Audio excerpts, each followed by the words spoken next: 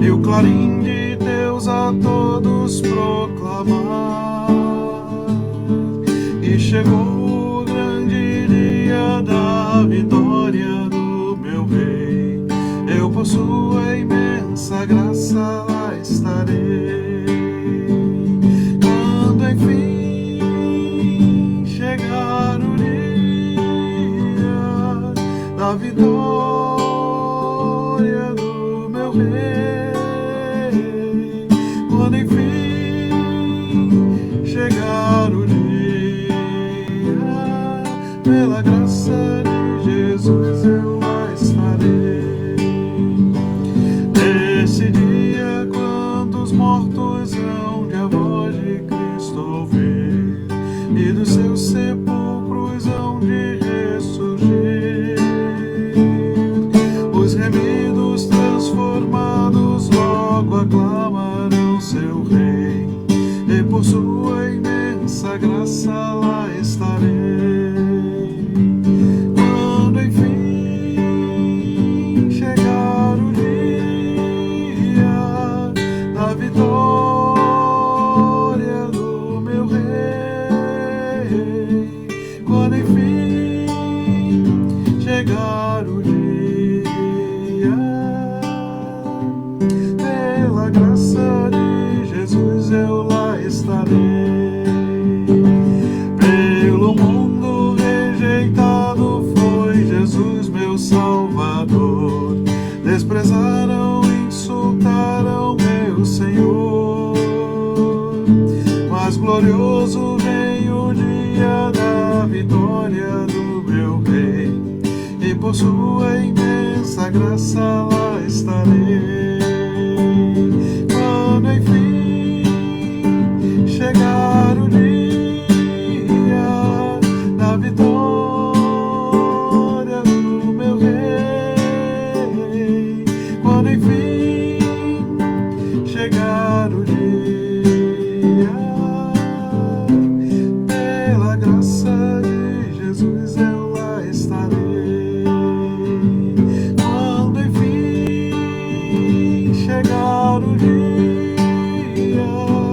da vitória do meu Rei, quando enfim chegar o dia, pela graça de Jesus eu lá estarei. Pela graça de Jesus eu lá estarei. Amém, amém, amém. Hoje a gente vai falar sobre o dia do dilúvio, né? E aí chegamos aqui em Gênesis e nós convidamos você para nos acompanhar. Paula está com a gente também, Ana Maria, está dizendo amém também. Rô Alves escrevendo, eu e minha casa serviremos ao Senhor. E eu convido você para me acompanhar na leitura. Eu vou fazer a leitura aqui na nova tradução na linguagem de hoje. E aí você me acompanha. Gênesis 7, de 1 a 24.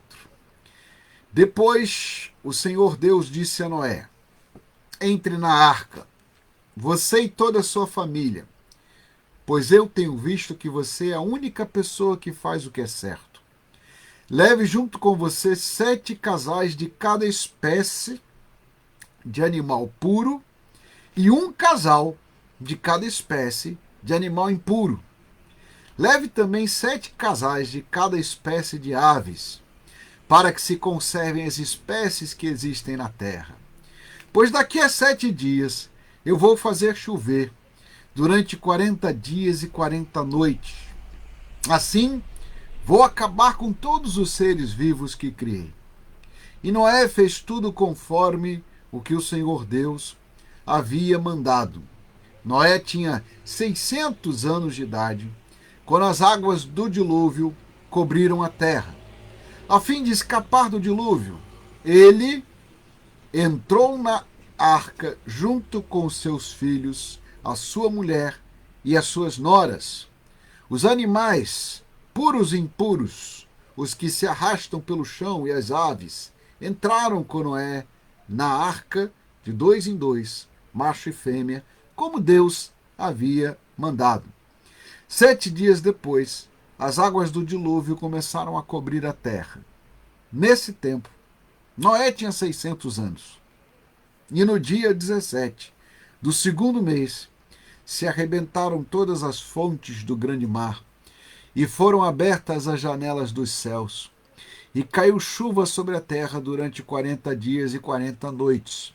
Neste mesmo dia, Noé e sua mulher entraram na arca junto com seus filhos, Sem, Cã, Jafé e as suas mulheres. Com eles entraram os animais de todas as espécies, os domésticos e os selvagens, os que se arrastam pelo chão e as aves. Todos os animais entraram com Noé na arca de 2 em 2. Entraram machos e fêmeas de cada espécie, de acordo com o que Deus havia mandado Noé fazer. E aí o Senhor fechou a porta da arca. O dilúvio durou 40 dias. A água subiu e levantou a arca, ela começou a boiar. E a água foi subindo e a arca continuou a boiar. E a água subiu tanto que cobriu todas as montanhas mais altas da terra. E depois ainda subiu mais 7 metros. E morreram todos os seres vivos que havia na terra, isto é, as aves, os animais domésticos, os animais selvagens, os animais que se arrastam pelo chão e os seres humanos. Morreu tudo que havia na terra, tudo que tinha vida e respirava. Somente Noé e os que estavam com ele na arca ficaram vivos. O resto foi destruído, isto é, os seres humanos, os animais domésticos, os animais selvagens, os que se arrastam pelo chão e as aves. Só 150 dias depois é que a arca começou a baixar. Bem, nós vamos aqui fazer alguns comentários, e o primeiro comentário que eu preciso fazer, que você já deve ter percebido na própria leitura desse texto, mesmo na tradução na linguagem de hoje, que é uma paráfrase do texto, a NTLH, ela privilegia o conteúdo, então ela traduz o conteúdo na linguagem dos nossos dias, por isso ela é chamada na linguagem de hoje. Mas a nova tradução na linguagem de hoje, ela não pega a equivalência formal. Quando a gente pega a equivalência formal, nós acompanhamos a forma desse texto, que é uma forma poética e que traduz algo que era cantado e contado geração após geração. A gente percebe na repetição do texto a existência de uma oralidade. Esse texto, portanto, ele não foi descrito como uma narrativa apenas para ser lido, mas ele foi ensinado geração após geração, foi cantado, como quer o texto massorético, inclusive com as marcações de cânticos que estão lá no texto hebraico, para que gerações pudessem cantar a história de Noé. Por isso ele tem um refrão, por isso ele tem marcas de oralidade, por isso ele repete algumas ideias, mas termina com uma constatação, o tempo do dilúvio. Foi uma pergunta que, se eu não me engano, até a nossa irmã que está aí hoje, a Márcia, fez essa pergunta e eu disse, calma que a gente vai chegar lá, né? Então chegamos lá, chegamos ao dia que a Márcia queria. Quanto tempo durou? Em Gênesis 7 está dizendo aqui no verso 24 que as águas dominaram a terra, caíram, portanto, sobre a terra e encheram a terra durante 150 dias. Essa é a primeira coisa que a gente precisa fazer o comentário aqui, o tempo do dilúvio. Então, não foi uma chuva qualquer. De acordo com o texto que está escrito em Gênesis 7, as águas cobriram a terra por 150 dias. Choveu até não mais parar, até que os montes fossem submersos, o mar rompesse por dentro da terra também. E aqui a gente tem uma realidade que alguns historiadores, geógrafos e historiadores bíblicos vão dizer o seguinte: o que se diz em história, geografia e arqueologia bíblica? Disse que este texto ele é compatível com um evento geológico na Terra, que é o fim da era do gelo. Quando o gelo começa a derreter das grandes geleiras, quando o nível do mar sobe, por isso que o texto fala que o mar rompeu sobre a terra, e quando a chuva toda que se acumulou, que foi derretida neste momento, cai, isto gera um grande dilúvio. E este dilúvio, fazendo a soma dos períodos, ele tem 150 dias da água subindo e depois cobrindo, e depois mais um tempo mais ou menos parecido da água descendo, o que dá 371 dias, de acordo com a maior parte dos comentaristas, inclusive o Russell Shedd faz esse comentário. De 360 a 370 dias, um ano inteiro, as águas estiveram predominando sobre a terra, encheram e depois começaram a baixar lentamente. No momento em que as águas começam a baixar e começam a evaporar lentamente, forma-se uma nova atmosfera. Isso vai ser importante para você entender que a atmosfera que nós temos hoje, que cobre o nosso planeta, ela está relacionada com aquilo que evaporou a partir do dilúvio, segundo vários comentaristas, mas também é importante você saber que toda a formação geológica e toda a marcação, inclusive a ideia de que o mar subiu e depois recuou, acompanha uma lógica do próprio planeta. Nós poderíamos aqui falar de várias provas geológicas, arqueológicas, históricas, bíblicas a respeito desse ponto, mas eu gostaria que você entendesse que 30 dias de chuva, 60 dias de chuva, nós já tivemos em alguns lugares do Brasil e foi uma catástrofe. Um ano de chuva, ou meio ano de chuva, 150 dias, é uma catástrofe, portanto, de proporções bíblicas. Então, o tempo é compatível com aquilo que é anunciado no dilúvio. A segunda coisa que a gente poderia dizer, e aí eu faço de novo aqui o comentário e a gente faz a gratidão, é que, como dizia o meu professor de História, Geografia e Arqueologia Bíblica, Reverendo Paulo de Tarso, muita gente imagina os animais na arca como animais adultos. Mas e se eles fossem filhotes? Se eles fossem filhotinhos, ou se algumas aves fossem ainda transportadas, ainda em ovos, alguns répteis também em ovos, eclodiriam lá, mas não seria tão problemático alimentar, mesmo que os animais fossem carnívoros e outros herbívoros. É mais fácil você fazer alimentação e até conservação. Pergunte a qualquer zoólogo, pergunte a qualquer pessoa que trabalha numa instituição de conservação ambiental. É mais fácil você cuidar de um filhote. Você cuida até de um filhote de onça, cuida de um filhotinho de jacaré, cuida de um filhotinho de cobra com muita facilidade durante um ano. Então, a ideia de que eles estivessem ali vivendo como predadores e presas pressupõe que eles são já adultos, mas se a possibilidade, como foi levantada por alguns arqueólogos bíblicos e historiadores, de que Noé tivesse levado filhotes, é uma possibilidade plausível e facilmente de ser entendida, inclusive num projeto de conservação ambiental. Em todo zoológico, em todo projeto de conservação ambiental, comemora-se quando nasce o filhote, porque aí até o próprio Noé e a família poderiam recolher os filhotes e até Noé e a família poderiam cuidar deles durante um ano sem a menor dificuldade. Não há dificuldade de alimentação, não há dificuldade de espaço, não há também dificuldade com os dejetos, é muito mais fácil imaginar a tese de que Noé e sua família estariam cuidando de uma arca que seria um berçário de espécies. Por último, eu queria fazer um comentário aqui, e o comentário que é importante é aquele no qual o Senhor diz para Noé que ele tem sido justo diante dele em sua geração. Na NTLH está escrito assim: você é a única pessoa que faz o que é certo.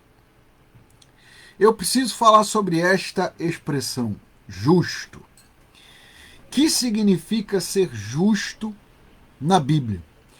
Na Bíblia hebraica, justo é aquele que faz o que é reto, aquele que faz o que é bom, aquele que está diante do Senhor e as suas obras são coerentes com a sua fé e as suas obras e sua fé são aprovadas por Deus.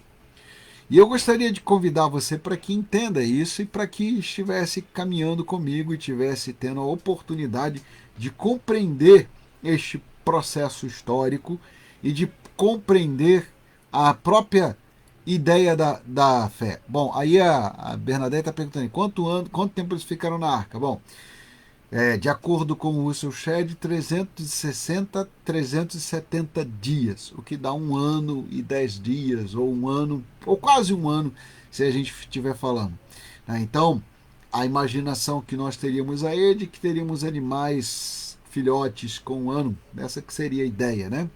E depois de 1 ano, a arca desceu e eles foram liberados sobre a terra. Essa seria a ideia. Então, aqui a gente não sabe qual é o tempo, né? Mas aí é 1 ano.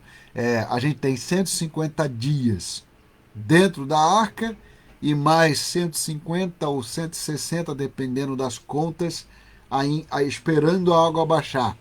Aí a gente entende até a aflição de Noé para a água baixar, né? Porque se os animais estão crescendo, e aí ele já tá bom, eu vou precisar que a água baixe mesmo, né? Porque se eu levei os filhotes, eles começaram a crescer, né? Então a coisa começou a ficar tensa dentro da arca, porque os animais começaram a crescer, que eram filhotes, eles não, agora precisa sair. Então a maioria dos comentaristas e alguns que escrevem livros de história, geografia e arqueologia bíblica vão dizer que ao final de 1 ano a arca pousou e eles abriram as portas e os animais todos saíram.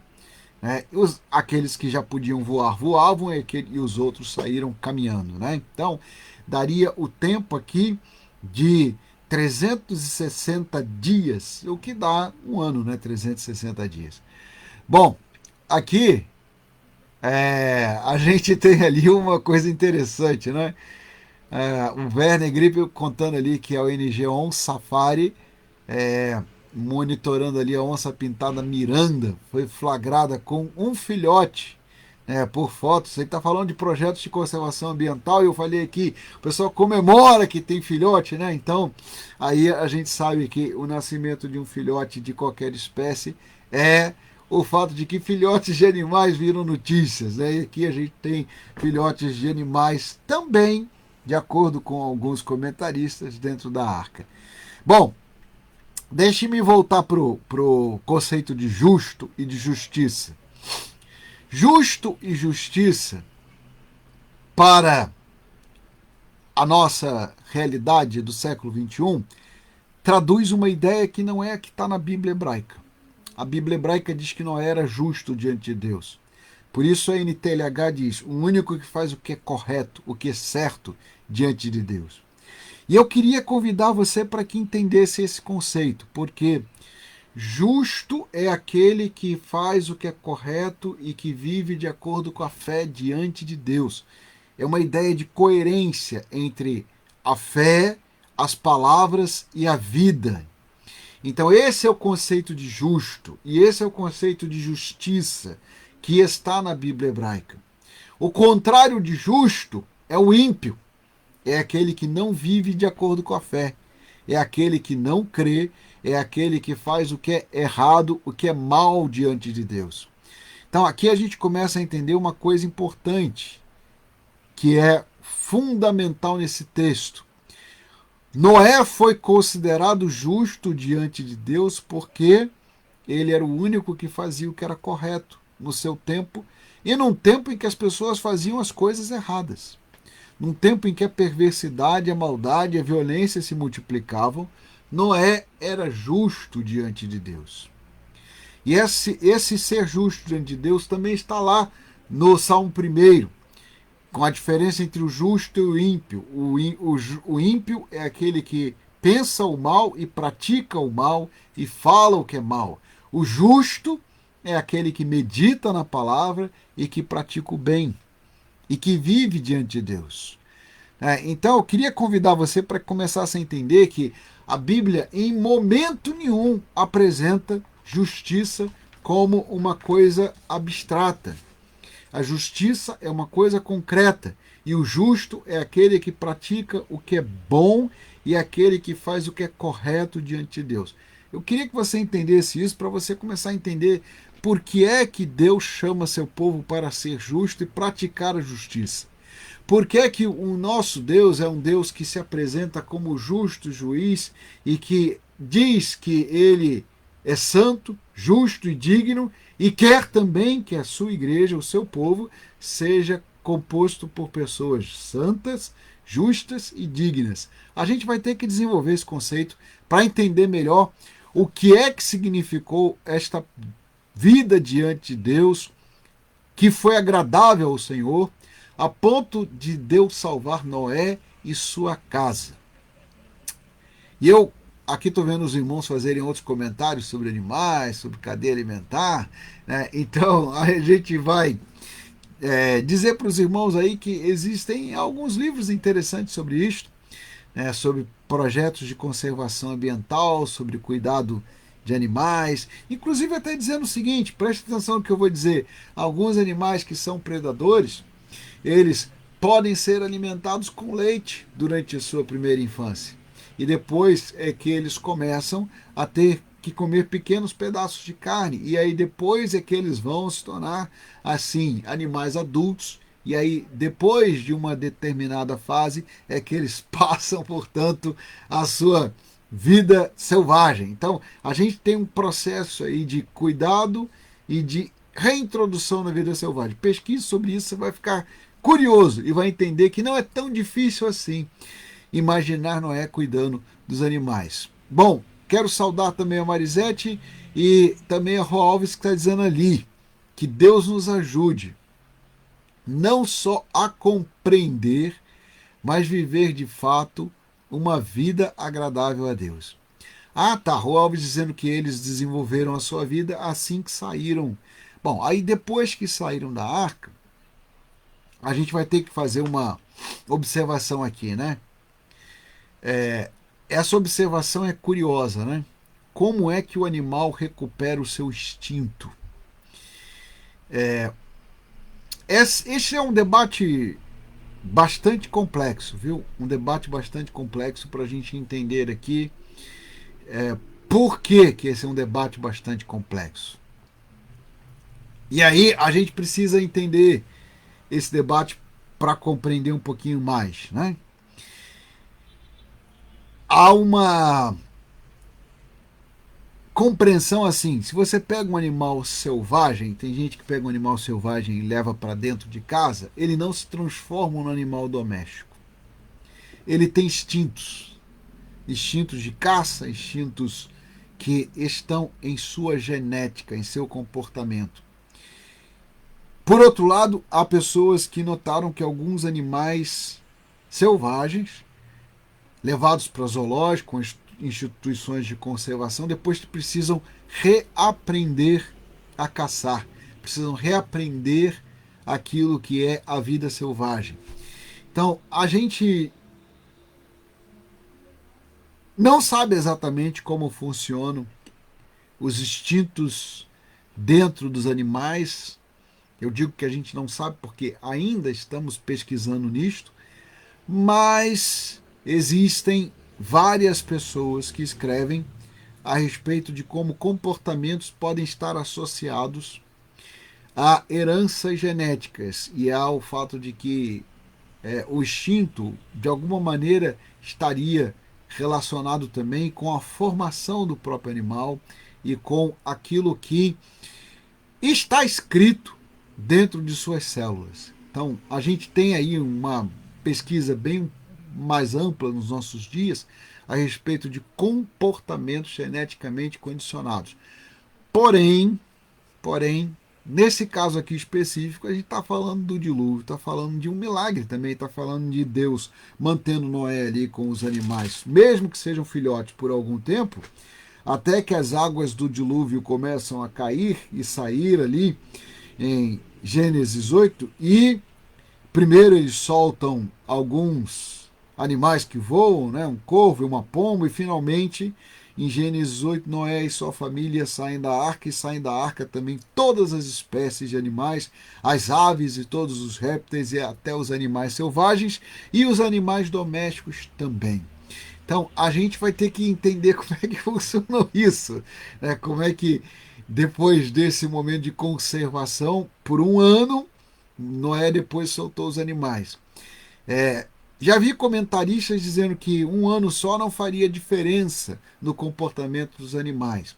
Outros dizendo que é provável que eles tenham tido um aprendizado de vida selvagem posterior. E até alguns dizendo que os animais tinham aí os seus instintos e que eles, enfim, se mantiveram. Bom, de qualquer maneira, aqui a Márcia faz um comentário para a gente voltar lá no texto, de que justo e justiça nos dias de hoje é um negócio complicado. Mas aí eu digo para você uma coisa, Márcia, é complicado por quê? Porque o ser humano passou a compreender justiça nos nossos dias como a aplicação da lei. E a justiça estaria relacionada com o código legal, portanto, com uma coisa teórica, que é a construção de códigos de leis e com uma compreensão que faz até com que a gente tenha dificuldade de entender o que é justo e o que é justiça. Alguns nos nossos dias dizem assim, que a justiça é relativa, o que é justo para uns é injusto para outros, e que os povos têm conceitos de justiça diferentes. Mas veja você que C.S. Lewis tem um livro chamado Abolição do Homem, um livro belíssimo, aliás. E nesse livro ele faz uma leitura curiosa. Ele diz o seguinte: não é verdade que os conceitos de justo e de justiça sejam relativos. Nós nunca vimos uma sociedade dar uma medalha e fazer uma cerimônia para uma pessoa covarde, premiando aí atos de covardia. Também, de certa forma, a gente compreende que existem atos que provocam sofrimento e é importante a gente compreendê-los. O conceito bíblico é de que santo, justo e digno são atributos, categorias do próprio Deus, e o Deus que é santo define o que é santidade. E ele define o que é santidade. O que é santidade para Deus? Santidade para Deus é a incompatibilidade entre aquilo que é santo e o pecado. Perceba que nesse texto, nesse mesmo texto, em que Deus pede a Noé para recolher os animais, há uma proporção aqui. Os animais considerados puros, e se você for olhar o texto da lei de Moisés, a lei de Moisés é posterior. A lei só foi constituída posteriormente. Mas o conceito de pureza e impureza já estavam aqui. E se você olhar o texto de Levítico sobre animais considerados impuros e animais considerados impuros, eu até acho que é importante a gente olhar isso aqui para você entender uma coisa curiosa. E acho que isso responde até uma questão que a irmã estava falando ali, das cobras, dos animais predadores. Se você for olhar o texto de Levítico, você vai perceber que a diferença entre animais puros e impuros, em primeiro lugar, é uma diferença entre animais domésticos e animais selvagens. Então, a proporção é maior para animais domésticos do que para animais selvagens. Em segundo lugar, há mais animais que são vegetarianos e pacíficos do que animais predadores e até aves e animais de rapina. Se você quiser olhar o texto, você vai perceber que na composição das espécies da arca tinha mais animais vegetarianos e pacíficos do que predadores e de rapina. A proporção está bem dada aí. Se você olhar, você vai perceber que ele está dizendo que é preciso que Noé leve apenas um casal daquela espécie que é considerada de animais impuros. Então, os animais impuros estariam, ou animais impuros, ou animais imundos, apenas um par, apenas um casal. Ao passo de que os animais que seriam considerados puros teriam 7 casais. Então, é óbvio que você vai ter na arca muito mais animaizinhos e filhotes daqueles animais que são vegetarianos, herbívoros e pacíficos, e menos daqueles que seriam considerados predadores de rapina. Então, até mesmo nessa história dos répteis, a gente teria um controle maior. Então, é importante a gente entender aqui, para compreender que havia um número maior daquilo que a gente consideraria de presas, herbívoros, animais pacíficos, do que animais que seriam violentos e predadores. Os predadores seriam menores, em menor número, ainda filhotes, e esta é uma concepção que alguns comentaristas fazem. Mas estou falando isso só para que você compreenda que os conceitos de justo e de justiça, de puro e da impureza, já estavam na cabeça de Deus lá em Gênesis 6. Antes, portanto, daquilo que aconteceu lá em Levíticos, quando Moisés estabelece leis referentes à matança dos animais e aos próprios animais, e quais deles seriam considerados puros e impuros. Finalmente, eu queria fazer alguns comentários que os irmãos estão fazendo aqui, né? A Márcia citou um texto aqui. Deixa eu ver o texto que Márcia está citando. Romanos capítulo 3, verso 10.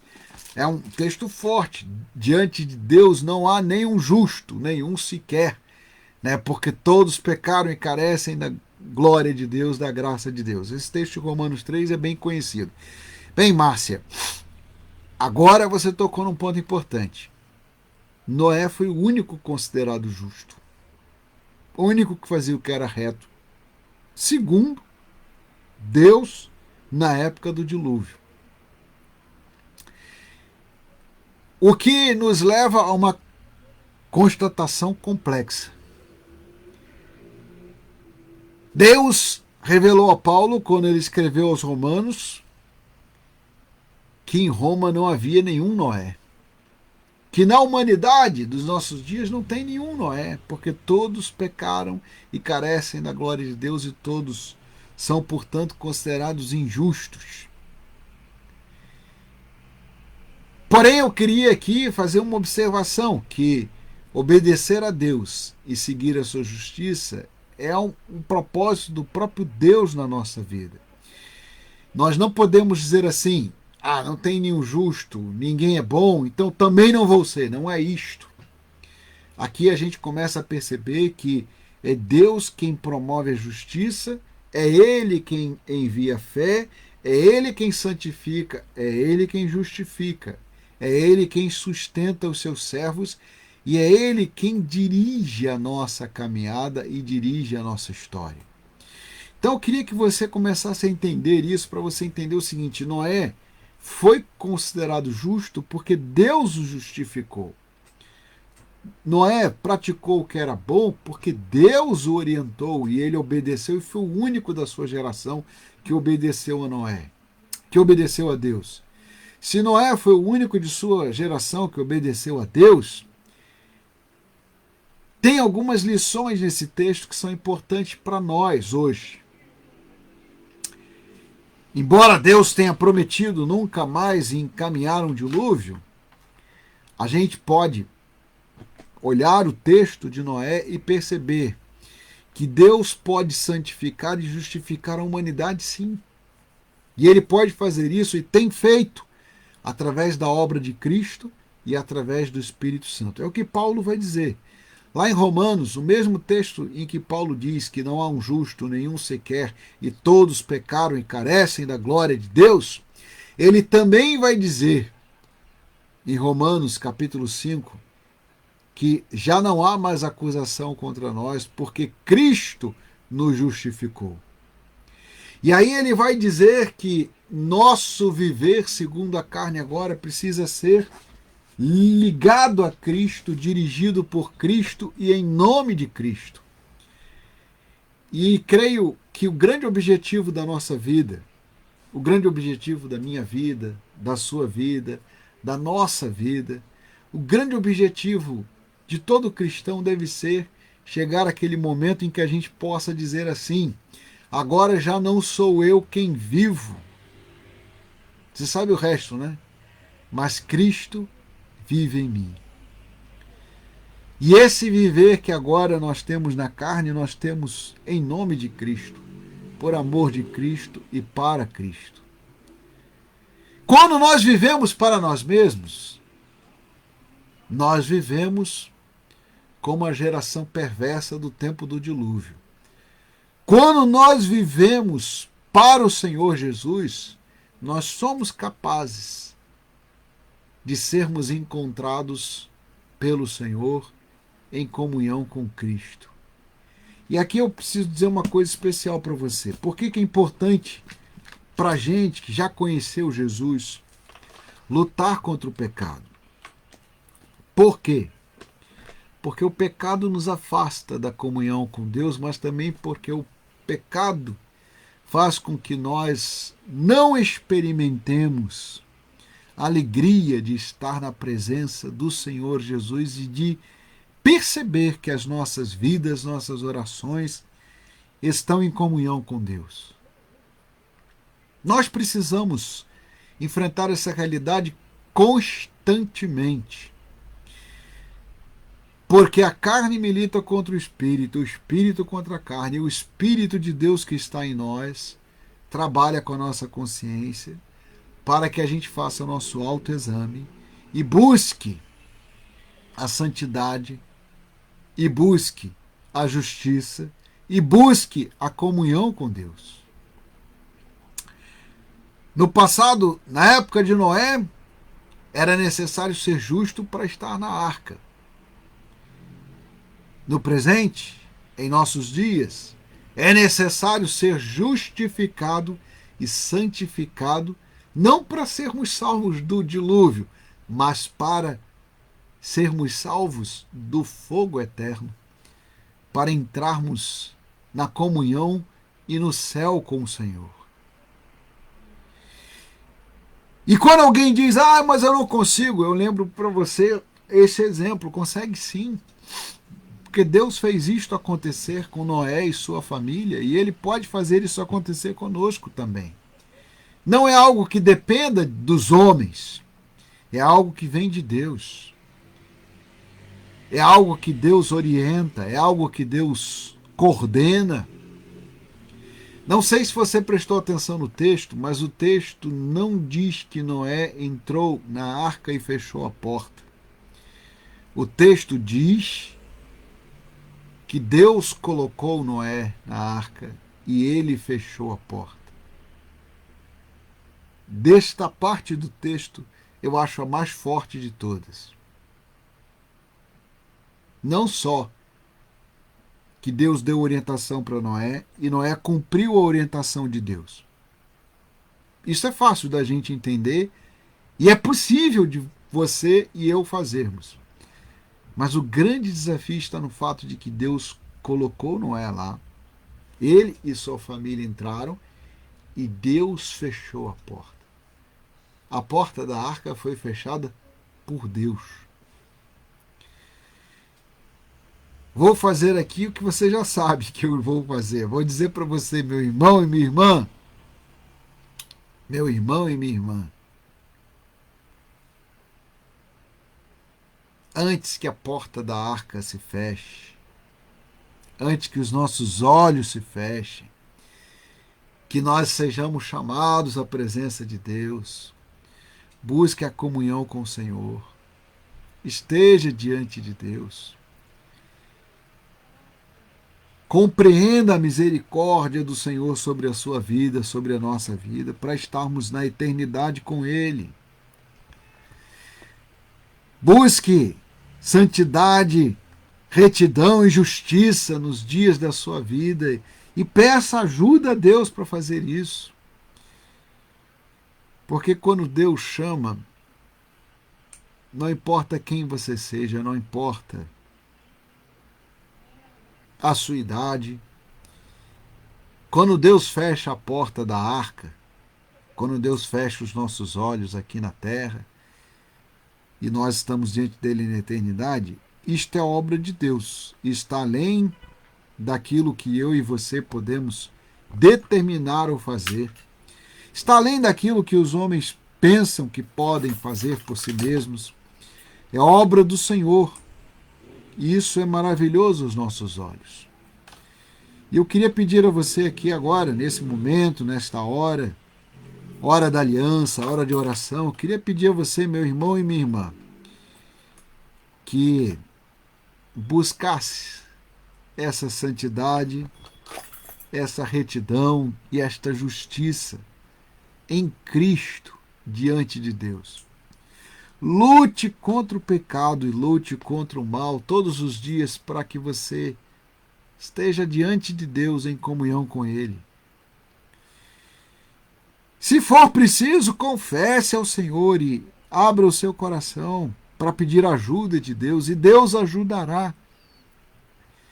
Assim como Ele cuidou de Noé, Ele cuida de nós. A Bíblia diz que estes homens que estão aí na Bíblia, Noé, Elias, Moisés, eram homens como nós, semelhantes a nós, mas eles buscaram a presença do Senhor. E eu vou pedir a você agora que me acompanhe nessa oração. Feche os seus olhos, vamos clamar diante de Deus, vamos orar? Santo, eterno e bendito Deus, santo, justo e digno Senhor, agora, Senhor, nós te pedimos que o Senhor cuide dos seus filhos e filhas, cuide daqueles que sofrem no meio de uma geração perversa e livra o nosso coração de toda iniquidade. Lava-nos do sangue do Cordeiro, ó Senhor.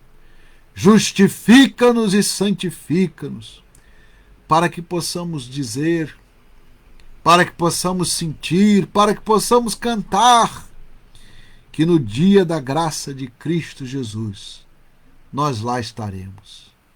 Quando o Senhor fechar a porta da arca, quando o Senhor fechar os nossos olhos aqui na terra, quando o Senhor nos chamar, que nós possamos estar diante de Ti, em comunhão, em esperança, em paz, e na certeza de que o Senhor é aquele que purifica, santifica e justifica. E tudo isso, Senhor, Tu nos fazes em nome, por amor e pela obra de Jesus Cristo.